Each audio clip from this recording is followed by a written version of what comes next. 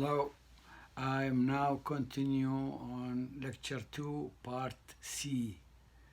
Okay, so again I want you to look at the PowerPoint from your blackboard, and if you remember we reached to slide number 10. Okay, here it is in front of me, slide number 10, entitled Reactor Plant Protection and Safety Primary Systems, Reactor Coolant System Design Features. And there's a table here. It has B and W. B and W, please write down next to it Babcock and Wilcox. This is the second company that produces PWR in the United States. We have three companies to do and manufacture and sell PWR to the US and to the whole world. Number one, Westinghouse, which is the same Vogel reactors from it, and it is the most well-known and largest producer worldwide, known as the main and largest producer, Westinghouse. Next, come to it, Babcock and Wilcox. Babcock and Wilcox, the second company that also produces PWRs in the US. The third one is called Combustion Engineering. Combustion Engineering. So remember, these three companies are responsible for the design and implementation and production of PWRs. Now, this table in front of you, it has data from these two companies, Babcock and Wilcox and Westinghouse. So the normal operating pressure is 2,155 psig. Now, that is the pressure of the PWR. Now, if I am going to divide this number, 2,155, by 14.7, the atmospheric pressure. If I divide 2,155 by 14.7, you will get 150. So the pressure inside the PWR is 150 times atmospheric pressure. Okay, so keep that in mind, please. So now you know this parameter, normal operating pressure. Normal operating temperature, 579. This is actually the temperature, average temperature. When they say normal operating temperature, it's average temperature. Average between the hot and the cold. Because you know we have the hot leg, hot water comes out of it, and when it will get cooled in the steam generator, it will become cold. So the average of this, 579. Now, delta T is 47.5. So delta T between the hot leg temperature and the cold leg temperature, 47.5 degrees Fahrenheit, of course. That is for the Babcock and Wilcox. Westinghouse, slightly larger, the operating pressure, 2,235 psig, which will, if you divide by 14.7, it will be 152, which is again almost same as Babcock and Wilcox. And the normal temperature, operating temperature, 573, and the delta T is 73. Delta T is 73 degrees Fahrenheit. Okay, we go to the next slide now. This next slide is steam generator. It is a steam generator, and I explained to you earlier that it has two parts. The lower part is the heater, part, which is not shown clearly here. I will show it to you on the next slide. Oh no, there is no next slide. Anyway, so the heater is in the lower part, okay, and I beg your pardon, this is the steam generator. not the pressurizer. No, no, this is the steam generator. I beg your pardon. Okay, so here the primary coolant system. I think I better go to the next drawing. Next drawing is better. So if you go with me to slide number 12, is more. This is a real diagram. I want to show you the schematic. So if you go with me to the next drawing here, this is better. This is for the steam generator. Look, it has the inlet, which is the hot leg. The water comes from the hot leg, which is red, the red one. It goes through a U-tube, inverted U-tube. Inverted U-tube. Okay, so the hot water goes inside this inverted U-tube and come back and goes to the reactor through the cold leg. Okay, that's a easy to follow diagram. So the water that comes from the secondary circuit is this one here, feed water inlet. See that blue? The feed water inlet comes from the secondary circuit, and the water first goes down, then goes up.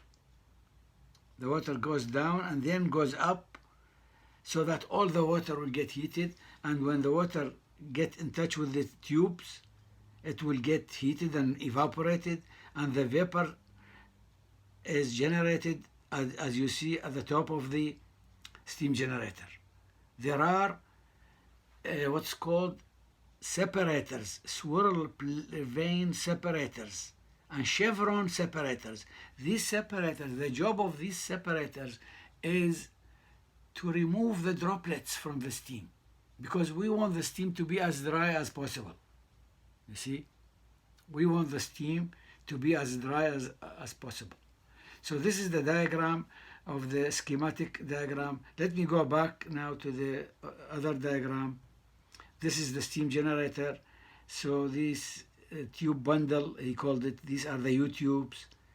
Okay, and the upper part you will see the moisture separator, these swirl vanes. So when the steam comes in these parts, it will get separated from the droplets, and we get steam out of the steam generator through the steam nozzle.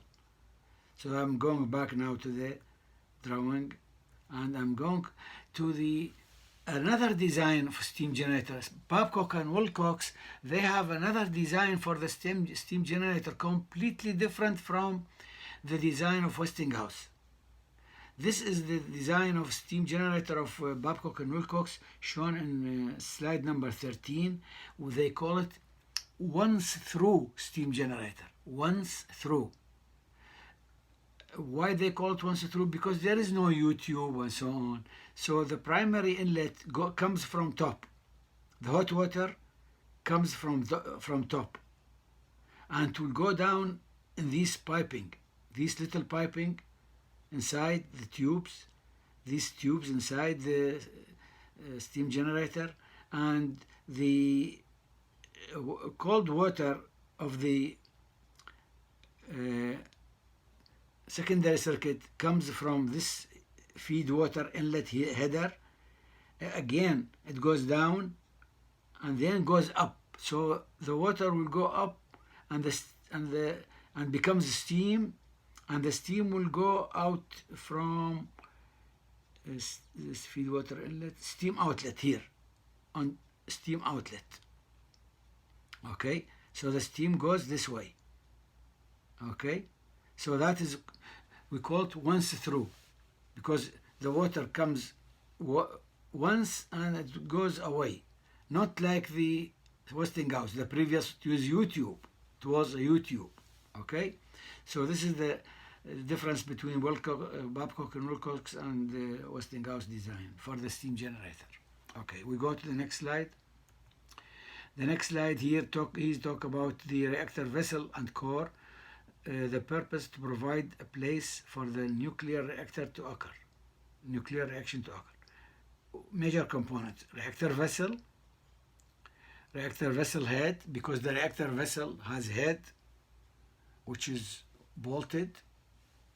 So when we want to when we want to load a new fuel, we unload, we undo these bolts, and we remove the head, and we take away the used fuel and put new fuel.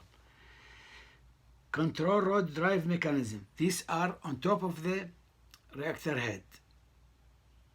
And of course inside there are fuel pins and there are control rods. So these are the main components of the reactor vessel and core. Okay, so we go to the next slide now. Here the reactor coolant pump. So when we talk about reactor coolant system, one of the parts of the reactor coolant system is the pump.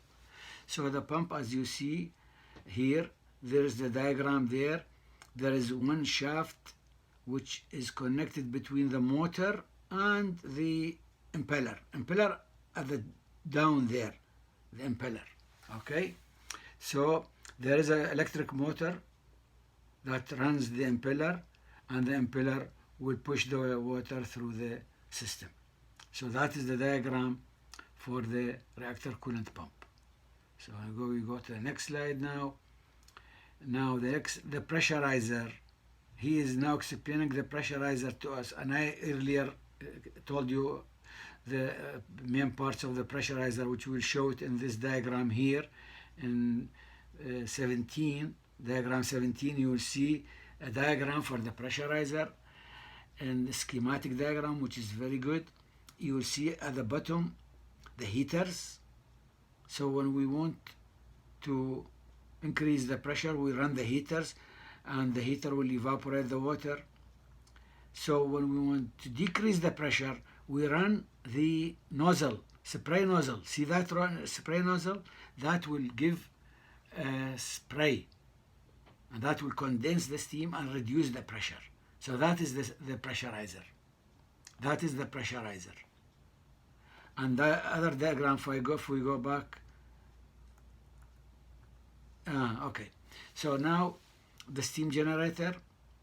The job of the steam generator. This is now slide number 18. Steam generator, the purpose to boil feed water to supply 100% quality steam to the turbine. What are the major components of the pressurizer, steam generator? The U-tubes, that's or once through, depending on the company. U-tube, Westinghouse. Once through, Babcock and Wilcox. Dryers and moisture separators. Both of them, they have this dryer and moisture separator. Code safeties. There are codes for safeties for this, for these steam generators, that the pressure should not become more than a certain value, and so on. Main steam isolation valve and bypass. There is a valve called main isolation steam, and if we want to isolate the steam generator from the rest, we run these valves, and in that case we will have time to clean the tubes or to do what during maintenance time, during outage. Main feed water isolation valve. There is a valve that controls the feed water from the secondary circuit. Flow, level, pressure, temperature, radiation monitoring instrumentation. The steam generator is provided with all these instrumentation to measure the pressure, the level of water, the flow rate, the temperature, and radiation monitor. There are monitors to see any radiation in case there is a release of radioactivity from the cladding. So there are radiation monitors that will tell us, hey, stop, there is radiation, so you have to stop, shut down the reactor. Okay, so we go to the last plate, last one. Here it is, the last one, number 19. Steam generator, the design features: normal operating pressures 800 to 1100 psig. Normal water level vary during transients. shrink on down power. Of course, when the water is when down power, the temperature reduces so that the water shrink, and the water swells on up power, normal. Okay, because when up power, what will happen in the up power? The temperature increases. So when the temperature increases, the volume increases. So the density increases, the volume increases also. It will swell. Okay. Radiation monitors to detect primary to secondary tube leakage. We talked about these radiation monitors earlier, just now. Okay, so here it is. This is the steam generator properties. Okay. And this is the end of it. This is the end of the lecture part C. Okay, so stop here.